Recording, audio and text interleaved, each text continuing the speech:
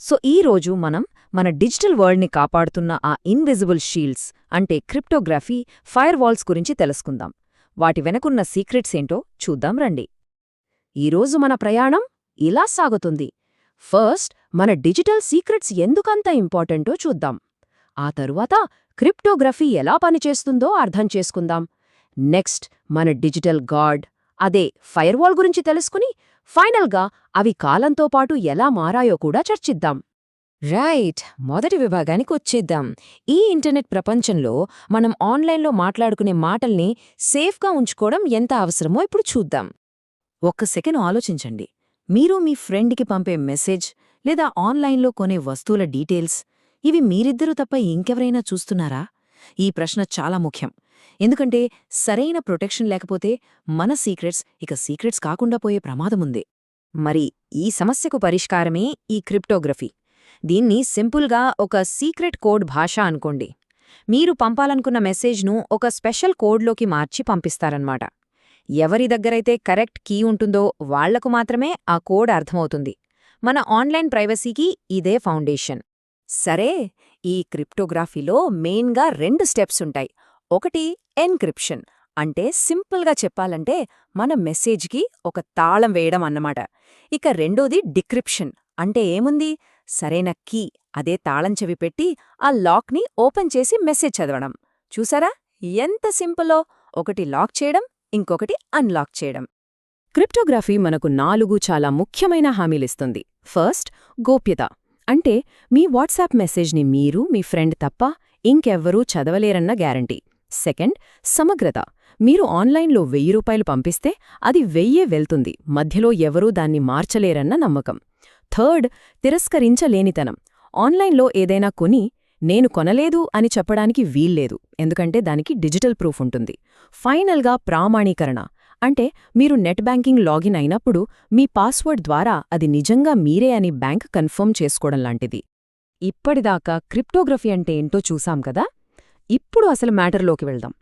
అది ఎలా పనిచేస్తోంది, ఈ డిజిటల్ తాళాలు, తాళం చెవులేంటో కొంచెం డీటెయిల్డ్గా చూద్దాం. ఈ కీస్లో 2 మెయిన్ టైప్స్ ఉంటాయి. ఒకటి సిమెట్రిక్ కీ. ఇందులో మెసేజ్ పంపేవాళ్లకి, తీసుకునేవాళ్లకి ఇద్దరి దగ్గర ఒకే కీ ఉంటుంది. ఇది చాలా ఫాస్ట్గా పనిచేస్తుంది. కానీ రెండోది అసిమెట్రిక్ కీ. ఇక్కడ 2 కీస్ ఉంటాయి. ఒకటి పబ్లిక్ కీ, దీన్ని మెసేజ్ లాక్ చేయడానికి ఎవ్వరికైనా ఇవ్వచ్చు. కానీ దాన్ని ఓపెన్ చేసే ప్రైవేట్ కీ మాత్రం రిసీవర్ దగ్గరే చాలా సేఫ్గా ఉంటుంది. అందుకే ఇది ఇంకా ఎక్కువ సెక్యూర్. ఇక మూడోది హ్యాష్ ఫంక్షన్స్. ఇది ఒక 1 వే ప్రాసెస్ అన్నమాట. మన డేటాని ఒక యునీక్ డిజిటల్ ఫింగర్ ప్రింట్గా మారుస్తుంది. దీని స్పెషాలిటీ ఏంటంటే ఈ ఫింగర్ ప్రింట్ నుంచి తిరిగి ఒరిజినల్ డేటాని పొందడం అస్సలు సాధ్యం కాదు. మన పాస్వర్డ్స్ని సేఫ్గా ఉంచడానికి దీన్నే ఎక్కువగా వాడతారు. సరే, ఇప్పుడుదాకా మనం మెసేజ్ని ఎలా ప్రొటెక్ట్ చేయాలో చూశాము. ఇప్పుడు మనం మొత్తం కంప్యూటర్ నెట్వర్క్ను, అంటే మన ఇంటి గేటుని ఎలా కాపాడుకోవాలో చూద్దాం. ఇక్కడే మన డిజిటల్ కావలివాడు, అదేనండి ఫైర్వాల్ ఎంట్రీ ఇస్తుంది. ఫైర్వాల్ అంటే ఒక డిజిటల్ గేట్ కీపర్ లాంటిది. మన నెట్వర్క్లోకి ఏ డేటా రావాలి, ఏ డేటా వెళ్ళాలి అని కొన్ని రూల్స్ ప్రకారం కంట్రోల్ చేస్తుంది. ఏదైనా డేంజరస్ ట్రాఫిక్ వస్తే హే ఆగు అని చెప్పి అక్కడికక్కడే బ్లాక్ చేస్తుంది. అలా మన నెట్వర్క్ని సేఫ్లా ఉంచుతుంది. అయితే ఈ ఫైర్వాల్స్ ఒకేలా లేవు. టైంతో పాటు చాలా మారాయి. అవి ఒకప్పుడు సింపుల్ గార్డ్లా ఉండేవి, ఇప్పుడు సూపర్ ఇంటెలిజెంట్ డిటెక్టివ్స్గా ఎలా మారాయో చూద్దాం. సరే, ఈ ఫైర్వాల్స్ జర్నీ చూస్తే చాలా ఇంట్రెస్టింగ్గా ఉంటుంది. స్టార్టింగ్లో ప్యాకెట్ ఫిల్టరింగ్ ఫైర్వాల్స్ ఉండేవి. ఇవి అచ్చం ఒక బౌన్సర్లా పనిచేసేవి. అంటే జస్ట్ అడ్రస్ చెక్ చేసి ఓకే లోపలికి వెళ్ళండి అని పంపేయడం. ఆ తర్వాత వచ్చాయి ప్రాక్సీ ఫైర్వాల్స్. ఇవి ఒక మధ్యవర్తిలా అన్నమాట. మన అసలు అడ్రస్ని ఇంటర్నెట్కి కనిపించకుండా దాచేస్తాయి. ఇక ఇప్పుడు మనం వాడుతున్నవి నెక్స్ట్ జనరేషన్ ఫైర్వాల్స్. వమ్మో, ఇవి మామూలువి కావు, ఒక స్మార్ట్ డిటెక్టివ్ లాంటివి. అంటే వచ్చే డేటా ప్యాకెట్ లోపల ఏముందో కూడా చెక్ చేసి డేంజర్ని పసిగట్టేస్తాయి. చూసారా ఎంత స్మార్ట్గా ఎవాల్వ్ అయ్యాయో? మొత్తం మీద మనం గుర్తుంచుకోవాల్సింది ఇదే.